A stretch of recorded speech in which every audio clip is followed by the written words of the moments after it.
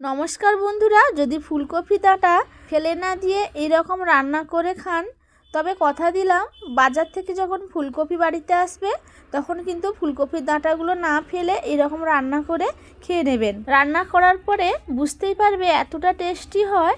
যখন ফুলকপি বাড়িতে আসবে ফুলকপি রান্না করার আগে তার ডাঁটাটা রান্না করে আগেই খেয়ে নেবেন। তো চলুন বন্ধুরা, আজকের রেসিপি তোমাদের জন্য শেয়ার করছি। রেসিপিটি শেষ পর্যন্ত দেখবেন, আর শেষ পর্যন্ত না দেখলে বুঝতেই পারবেন না রেসিপিটি কিভাবে তৈরি। রেসিপিটি দুপুরে গরম ভাতের সঙ্গে খেতে কিন্তু দারুণ লাগবে। একবার এইভাবে রান্না করে খেয়ে দেখতে পারেন। একবার বানালে বারবার বানাতে ইচ্ছে করবে, এতটা লোভনীয় হয়। দুপুরে গরম ভাতের সঙ্গে যদি থাকে তাহলে এক থালা ভাত নিমেষেই শেষ হয়ে যাবে। তো বন্ধুরা, এখানটায় কিন্তু একটা ফুলকপির ডাঁটা আমি নিয়ে নিয়েছি।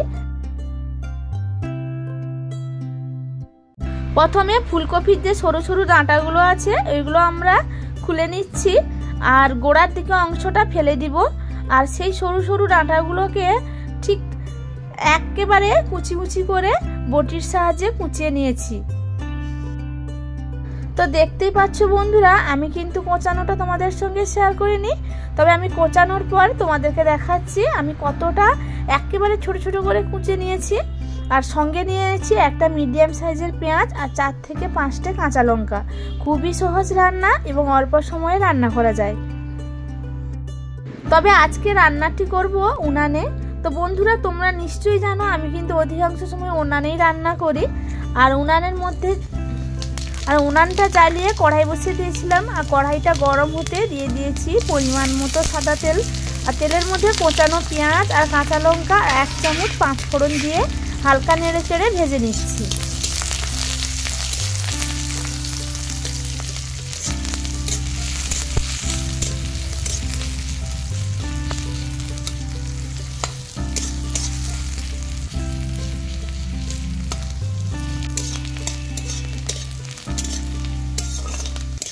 পেঁয়াজটা যখন হালকা বাদামি কালার হয়ে আসবে, আমি যে ফুলকপির ডাঁটিগুলো কুচিয়ে রেখেছিলাম ওইগুলো পরিষ্কার করে ধুয়ে নিয়েছি জলে।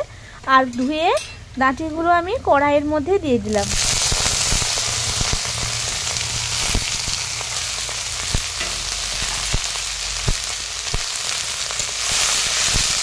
এবার পেঁয়াজ ও কাঁচা লঙ্কার সঙ্গে ডাঁটিগুলো ভালোভাবে মিশিয়ে হালকা নাড়াচাড়া করে নিব।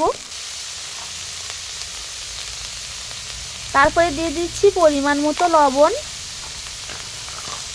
আর দিয়ে দিতে হবে পরিমাণ মতো হলুদ।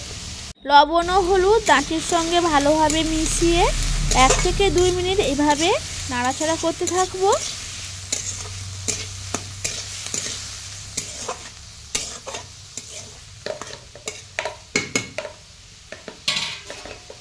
কিছুক্ষণ নাড়াচাড়া করার পরে দিয়ে দিচ্ছি একটা ঢাকনা। তো ঢাকনাটা খানিকক্ষণ রেখে দিব। তো ঢাকনা যতক্ষণ থাকবে ততক্ষণে ডাঁটাগুলো কিন্তু এমনিতেই সেদ্ধ হয়ে যাবে। আমি কিন্তু এতে এক্সট্রা কোনো জল ব্যবহার করছি না। তো এইভাবে ঢাকনা দিয়ে আমি উল্টে পাল্টে ভেজে নিব। 1 থেকে 2 বার এইভাবে ঢাকনা দিয়ে উল্টে পাল্টে ভেজে নিলে কিন্তু তৈরি হয়ে যাবে। রান্নাটা কিন্তু খুবই সহজ বন্ধুরা। রেসিপিগুলো কে কোত্থেকে দেখছো অবশ্যই কমেন্ট করে আমাকে জানাবে।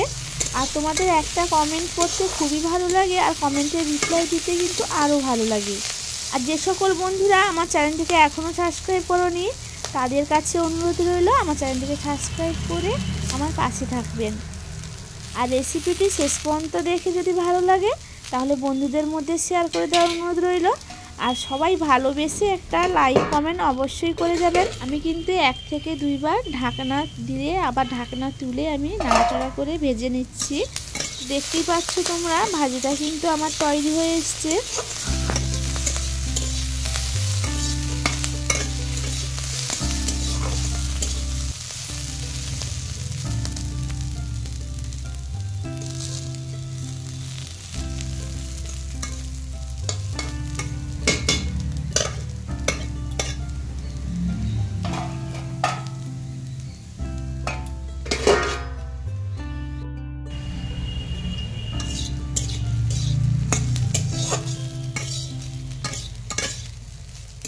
বন্ধুরা, অবশ্যই করে কিন্তু নামানোর সময় ডাঁটিগুলো চেক করে নেবেন।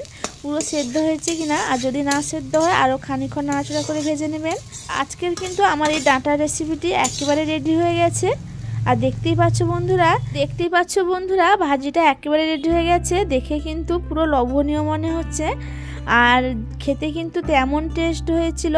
আর একবার এইভাবে ডাঁটাগুলো না ফেলে একবার এইভাবে রেসিপি বানিয়ে একটা বাড়িতে খেয়ে দেখো, খেতে কিন্তু অসম্ভব টেস্ট হয়। তো বন্ধুরা, আজকের রেসিপি তোমাদের কেমন লাগলো? নিশ্চয়ই ভালো লেগেছে। অবশ্যই কমেন্ট করে জানাবে আজকের রেসিপি তোমাদের কেমন লাগলো। আর আজকের রেসিপি এখানটা শেষ করছি, ফিরে আসবো নতুন কোনো রেসিপি নিয়ে। সবাই ভালো থাকবেন, সুস্থ থাকবেন, টাটা।